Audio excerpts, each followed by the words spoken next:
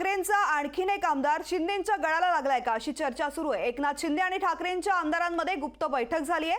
आमदार कोण नाव मात्र अद्याप गुलदस्त्यात आहे। शिंदेंसोबत काम करण्याची आमदारांनी इच्छा व्यक्त केलेली आहे। शिंदेंच्या उपस्थितीमध्ये पक्षप्रवेशाची शक्यता आहे, मात्र नेमका हा आमदार कोण आहे याचं नाव अद्याप समोर आलेलं नाहीये। मात्र आणखीन एक आमदार गळाला लागल्याची सुद्धा चर्चा सुरू झालेली आहे। हा आमदार नेमका कोण यांचं नाव समोर आलेलं नाहीये। ठाकरेंचा आणखीन एक आमदार शिंदेंच्या गळाला लागलाय का अशी चर्चा आता सुरू झालेली आहे। गुप्त बैठक सुद्धा झाल्याचं समजतंय।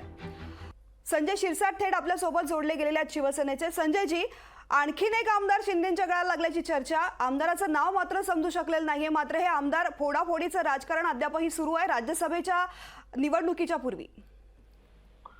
नाही, अनेक आमदार मी पहिले एकदा सांगितलं की अनेक आमदार हे उबाठा गटातल्या काही लोकांना कंटाळून हे पक्ष सोडण्याच्या मनस्थितीत आहेत। रोजचं त्यांची जी बडबड आहे, पक्षाबद्दल असलेले एकनिष्ठ असलेले शिवसैनिक यांना हे आवडत नाहीये। त्यांनी आता आपला वाली इथं राहिलेला नाही, इथं चमच्यांची जास्त भरती झालेली आहे। या मनस्थितीत ते आल्यामुळे ते पक्ष सोडण्याच्या मनस्थितीत आहेत।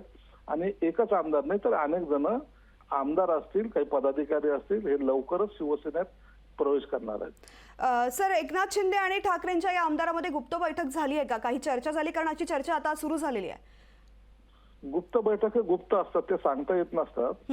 म्हणून जेव्हा तो प्रवेश होईल त्या टायमाला निश्चित आपल्याला सांगितलं जाईल। संजय राऊत यांनी ट्विट केलेलं आहे आणि एक प्रकारे दबाव निर्माण केला जातो आमदारांवरती अशी टीका त्यांनी या ट्विटच्या माध्यमातून केली आहे। आता संजय राऊत सारखे दादा लोक असताना त्यांचा दबाव कसा काय टाकला जातोय? इतका मोठा दादा माणूस आहे तो, लोकांचे फोटो छापण्यामध्ये त्यांचं आता आयुष्य चाललेलं आहे। पक्ष कुठे घेऊन चाललेत माहित नाही, म्हणून या विद्वानाला कंटाळून लोक बाहेर पडतायत।